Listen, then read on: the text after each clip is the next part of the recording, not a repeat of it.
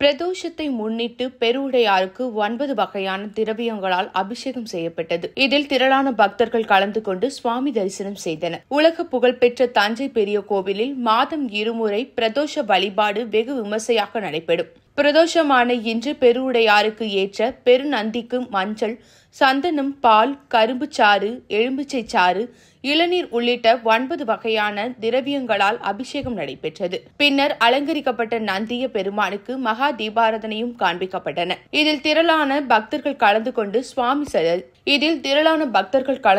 சுவாமி தரிசனம் செய்தனர்.